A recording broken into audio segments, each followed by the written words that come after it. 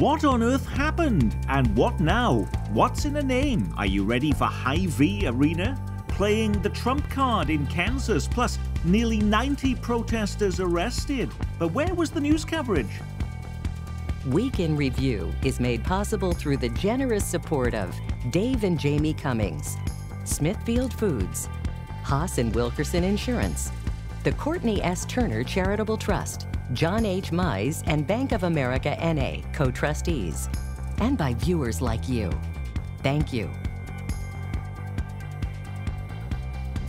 Hello, I'm Nick Haynes, and thank you for joining us in what has been another unpredictable and momentous week of headlines in this place we call home. Connecting the dots on the top developments in this fast-changing world, star editorial writer and the host of Up to Date on KCUR-FM, Steve Kraske. Getting up earlier than anyone should, so you don't have to, Fox 4 News morning anchor Mark Alford. And from the investigation unit at KCTV5, reporter Angie Racono. And columnist and star editorial writer Dave Helling. A special session of the Missouri legislature is now underway to consider whether or not to discipline Governor Eric Greitens. It comes at the end of a week many were expecting to be the most highly anticipated political trial in modern times. But on its opening day, a stunning development: the criminal charge is stunningly dropped. Today, the prosecutor has dropped the false charges against me. This is a great victory, and it has been a long time coming. This experience has been humbling, and I have emerged from it a changed man. I still don't think most of us understand what happened here. Why did the prosecutor in this case bother to spend months preparing for this trial, only to abandon that charge within hours of it getting underway, Steve Kraske? Well, Nick, there was an unusual wrinkle that emerged here in the trial in recent days. The defense made it clear it was going to call the prosecutor herself to the stand to testify about a private investigator she had hired to work on this case. Highly unusual development that basically meant that Kim Gardner, the prosecutor from St. Louis here, might have been cross-examined by her own employees. And that sort of suggested an untenable situation for her, and a lot of legal experts agree that she did the right thing by dropping the case and moving on. Now, just to underscore a point here, the governor has not been, the merits of the case have not been really been adjudicated in a court of law here. That may or may not happen down the road. It was kind of a technical thing that caused this case to wither away. But it seemed like every single news crew from Kansas City was in St. Louis for this event, promising gavel-to-gavel coverage of this, so that caught them short-footed. Oh, I think so. But I mean, it was a brilliant legal move that took place. But I think a lot of people have also discussed, what is at the bottom of the case. And I think that's what our viewers have been focusing on, too. Is there a picture at all at the bottom of this? And as we saw, there was a search and no picture was ever found. But you're right, we have had a lot of attention and a lot of resources in St. Louis.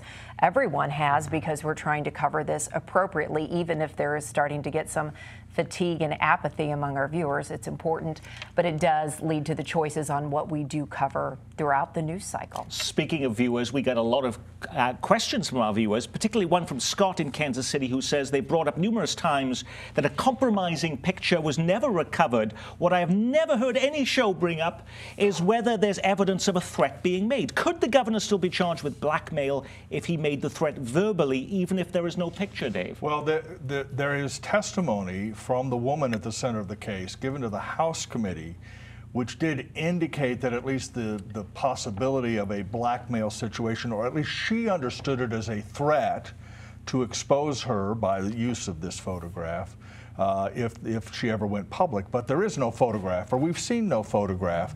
That suggests the decision to drop the case is only partially because of this problem that Steve describes, and more related to the idea that the prosecutor probably determined that proving the governor's guilt beyond a reasonable doubt was going to be difficult. But there's another, just quickly, Nick, another practical impact of this decision this week, and that is the legal problems facing the governor are now kind of on the back burner, front and center is the impeachment process, in which the standards of guilt and innocence are very different, and that's what we should be paying attention to in the weeks ahead. Let's pay attention to it as lawmakers gather this weekend for that potential disciplinary action against Eric Greitens in a special session, Mark Alford. But the fact that that case, though, the legal charge was dismissed this week, doesn't that take the wind out of the sails for many lawmakers to do anything about the governor at this point? Well, I think what they're saying is if there had been a conviction, if it was looking like in a trial that this crime had been committed, because it's very specific in the law what it takes to impeach a sitting governor. It's much different than any other law enforcement. I think a Supreme Court justice is the same criteria, but it has to be specific habitual drunkenness, a crime. If that looked like that would have been proved in court, then it may have given more weight to the impeachment process. Doesn't this make it all harder now for lawmakers to act against the governor? You know, I'm not sure it does, Nick. I thought a fascinating moment came this week in the wake of the decision here to the prosecutor dropping this case. Immediately after that, the Republican leadership of the House and Senate issued statements saying, we are moving ahead here. We're moving ahead here full speed. And that was a sign to me that at least these leaders think they have got to proceed and perhaps move ahead on impeaching this governor. Actually, I think them holding off on that charge helped with impeachment, because a lot of legal experts were saying, okay, you know, what are you going to be able to prove in court? And if that moved ahead and then he was acquitted, that would have really taken the wind out of the sails for impeachment. So at this point, you can just kind of put it on hold, right? You don't have to worry about that. And keep in mind that the impeachment process isn't limited to the specifics of this case, correct, which were limited to invasion of privacy allegations.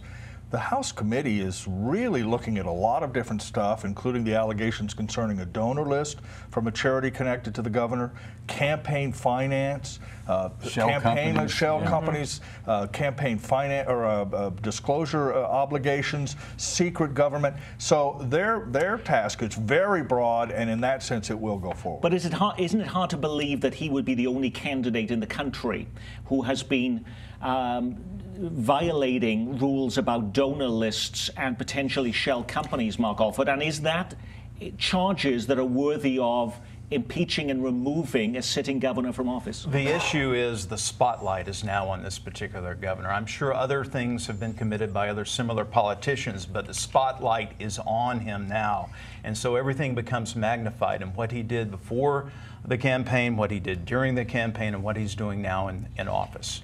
Now, last week we talked about this process could take months to actually accomplish. That could take us into July. Is that still the thinking potentially of the session, Steve? I think it's still a little bit up in the air. Dave's getting indications, and we saw in the news this week that the Special House Committee is still subpoenaing documents, waiting for those documents to come in.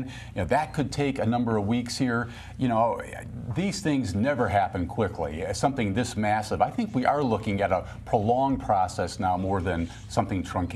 While there's lots of speculation about whether there will be a name change at Sprint Center following a Sprint T-Mobile merger, one iconic building in the metro is getting a new name. Kemper Arena, which is reopening this fall as a mecca for youth sports, is now going to be called Hy-Vee Arena, the Iowa-based grocery chain paying the naming rights for the new revamped facility, which is scheduled to open in October. I thought the naming rights had already been given to a healthcare company called Mosaic Life.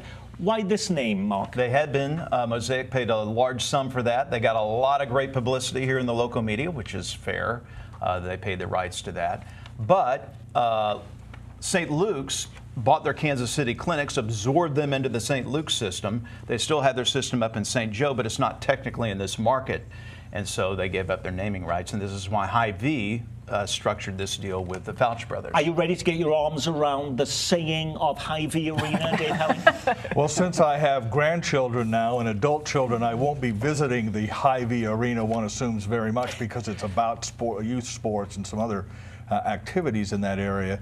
Naming rights are very lucrative, though. I'm doing a little work on the Sprint Center naming rights, and they, you know, it's about almost $1.7 million annually that goes to Sprint Center for the use of that name. So one understands that in this case, there's probably some money changing hands, and that's what's involved. Real quick, I want to tell you about some of the differences. You know, Kemper was built in '74, the American Royal. It was an icon place to go to see horse shows. You've probably been to some. The Fouch brothers originally came in and said they were going to build soccer fields. That's now transitioned into basketball courts. They're going to have stores, restaurants. It's going to be like a mini mall. They don't want to call it a mall. But the West Bottoms is such a cool place down. I don't know if you've been down there first Friday weekends. They have food trucks, the Armagani Urban Winery. This is just going to give that place a spark, especially with the American Royal. All the food, though, won't be coming from Hy-Vee. There is there's a brand new sports facility in Lawrence, which we've been to, with our kids. They do volleyball and so on. And all of the food offerings inside are coming from Hy-Vee, which are a lot cheaper than what you'd see in many other venues, but they are all Hy-Vee. They're the only vendor. No Price Chopper items in there, I'm sure. All right. Although Hen House as well does a great job. I've added them all to the list, and Aldi, so nobody feels slighted. Let's move over to Kansas now. Kansas Secretary of State Chris Kobach is the man seen as being close to President Trump. Trump's son even recently came to Kansas to fundraise for Kobach's campaign for governor. But is his opponent, new Governor Jeff Collier, now playing the Trump card? Collier has written a letter to the Norwegian-based Nobel Prize Committee urging them to give the Peace Prize to Trump for his diplomacy efforts with North Korea. He is one of 6 governors signing the letter. Well, why is this so important to Collier? And I didn't know he had such a strong relationship with the president, Steve. Well, he doesn't, but perhaps he's trying to forge one in this election year, Nick, because he's competing against Chris Kobach for the Republican nomination for governor. Kobach is seen as having corralling all of Trump's supporters for his candidacy. Clearly, Jeff Collier is trying to move in on that a little bit here. And a second point here, Nick, I think maybe it's a little premature to award a Nobel Peace Prize to the president on the North Korean thing. That situation's still very much in flux as we sit here today. Will this decision have anything to do with the fact that a new poll is out that shows that half of likely voters in the Republican primary in August, Dave Helling, have formed absolutely no opinion of Jeff Collier? Right, and the campaign is the election, the primary is less than 90 days away, so we're starting to get to crunch time. We should mention that Chris Kobach shuffled his campaign team this week, appointing a new public relations director, getting new campaign strategists in place. I think he's concerned. The new poll shows him trailing Jeff Collier, and that the other 2 candidates in the race are really dropping off the map and making it a 2-person competition. I think Chris Kobach is a bit worried about where his campaign is going, and Jeff Collier's gambit this week may have goosed him a little bit in that. Back to the Nobel Prize, you know, it was named after Alfred Nobel, who created dynamite in the 1800s, and he felt really guilty about this because there were so many people being killed, and so he created this prize. He funded it, the Peace Prize, and I think it might be appropriate to give the Peace Prize to the person who has the most tweets with dynamite. And that might be President Trump. Well, I appreciate the history lesson, particularly on a station where we pride ourselves on our history documentaries. Thanks for allowing us to go full circle on that. Back in Kansas City, a grand jury this week delivering a scathing 71-page report on the Jackson County Jail. There are claims that detainees are pleading guilty to crimes just to be sent to state prison where the conditions are better, of inmates ordering the murder of witnesses on phones routinely smuggled into their cells. Angie, there seems to be one negative report after another, and we've heard that for months upon months and months, but these are new charges, new allegations this week? Well, I think it's interesting because it was very collective, and what everyone has done is they've been looking at, okay, here are the sexual assaults, here are the deaths, the jail doors don't lock, and it's like you just keep beating the drum on all of the problems. And then we had the report saying, hey, there's problems, something needs to be done right now. Nothing was done. So I think what you're seeing is, okay, let's bring it all out again. But what I found interesting in the report is how they included how Frank White's office, the tone when they were approaching people in there to get information, to discuss what's going on in the jail. The people who actually sat down and wrote it discussed how condescending and you can't really figure out all of the problems that are going on in here. But those people could clearly see the problems when they walk through the jail. We've asked to go through they would never let us. And I even said, just let a photographer with a cell phone show us what's going on in here because we're hearing such awful They just things. want to protect your safety. They want to protect my safety. I offered up They my made the photographer. same. We've asked them, made the same request, by the way, to just let us in the jail to see, and they won't do that. It's very clear that Frank White and his team oppose substantial reforms at the Jackson County Jail. He is anti-incarceration, which, by the way, is not limited to Frank White. Other members of the community What do you feel mean that anti? way. He doesn't think that putting people in jail is a good idea. For lower level frankly. crimes. Yeah, well, he doesn't Pot think we possession. need additional beds, Yeah. frankly. So, and because of that, the community lacks the leadership, someone to step forward and say, in essence, this is unacceptable. We need new jail facilities. The vertical jail is no longer the best practice. You need something more horizontal, more beds perhaps. Jean Peters Baker, the prosecutor, has tried to exercise that role a little bit, but frankly hasn't stepped forward as much as some would like. And so we're in this stalemate where we get report after report after report, and yet it appears as if no progress is being made on. But is there something the in between, though, conditions saying, well, nothing is happening and there has to be a new jail? Aren't there alternatives, Angie? Well, I do think also, yeah, I mean, you're going to probably in the end have to do both, because even if you would build a new facility, you're going to have some rehab on the old facility, but it's not really politically palatable. Who wants to spend a bunch of money on a jail? People just don't care about prisoners, and what we always try to emphasize is, what are you paying in lawsuits? If you don't care about the humanity of what's going on in the jail, do you care about the bill? Frank feels that the key to this, one of the keys, as he's told me, is raising the pay structure for the guards there, because I know personally a guard who got out of school with a degree in criminal justice and had the option of going to Clay County Jail or Jackson County Jail. She went to Clay County Jail because the pay is better and the reputation's better,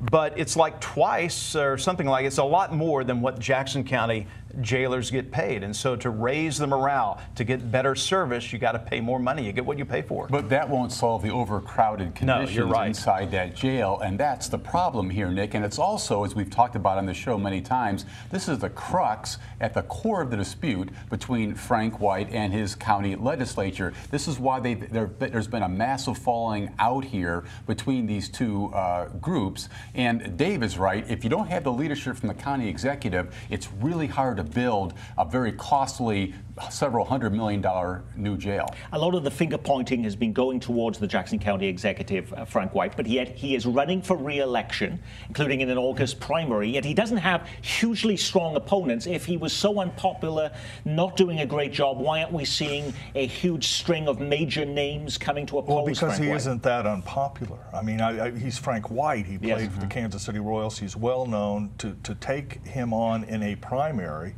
would be extraordinarily difficult, and most candidates understand that. That's why there is some competition for the legislature, which sees itself as a co-equal branch in Jackson County. But I do think there's a general consensus that this feud over the jail cannot continue indefinitely, that the federal government is going to step in. There were raises given to the guards, and yet some of these conditions still continue. That there is minimal raises, but raises nonetheless. Yeah. And Steve is right. Overcrowding and the very structure of the jail itself, it's possible you could tear it down. I mean, again, there is a sense that it is a jail of the 70s and 80s and not of the year 2000. I think there'll be a new call for privatization of a criminal justice facility somewhere in Jackson County. I don't know where. I know the argument against that is that you're incentivizing incarceration. We don't certainly want that. But there's got to be some way that the taxpayers don't get billed for repairing a dilapidated, rundown jail and then building something brand new. It's reminiscent of the Kemper Arena and Sprint Center. Dozens of people were issued police citations for blocking traffic just outside the State House in Topeka this week. And if I told you police arrested nearly 90 people during a protest outside the Missouri Capitol, would you expect there would be wall-to-wall camera crews capturing the scene? Well, this week, nearly 90 people were arrested and removed outside of the State House in Jefferson City, and many of them were protesters from right here in Kansas City, taking part in the Poor People's Protest, part of the national campaign to relaunch Dr. Martin Luther King's fight against poverty and income inequality of 50 years ago. But there was virtually no coverage. Was that because this Monday and almost every political reporter in the entire state of Missouri was in St. Louis for the governor's trial? True and guilty. Yes, because this is a very important issue, but you're bringing up an important point. There's a lot of other other important issues taking place that aren't being discussed because you do have so much time, effort, energy, and resources focusing on Greitens. What were the protesters actually wanting from lawmakers, Steve? Well, one issue you've already mentioned is income inequality, Nick, and it's interesting to me, we're finally starting to see the beginnings, it seems to me, of a groundswell of opposition and protest against this notion that the rich are getting richer in this country and the poor are remaining poor, and this issue might have some legs that goes forward for some time to come. Now, we've heard from lots of viewers, including people who say it's easy to dismiss these protesters and their concerns when you've never walked a mile in their shoes. Well, this week we decided to take out our cameras and walk a mile in the shoes of one local fast food worker who makes minimum wage at a McDonald's on Prospect. It's time to get up. Good morning, good morning. You're gonna miss your bus. This is pretty much it. Fighting with the kids, trying to get them dressed and out the door so I can get out the door. And you need some different shoes. Where's your other shoes, bud? You can't wear those. Today I woke up, my son's shoes are destroyed. So that's something else that I'm gonna have to budget. Like, I don't have the funds to just go out and buy my son a pair of shoes. I go to work every day in the richest nation in the world, and I can't even afford enough rooms for my children. It's more like we're surviving rather than living a life with our children. And it's sad. And I mean, he works full-time, I work full-time. We're a two-parent household. We do everything right, but we still struggle. Definitely a very hard struggle.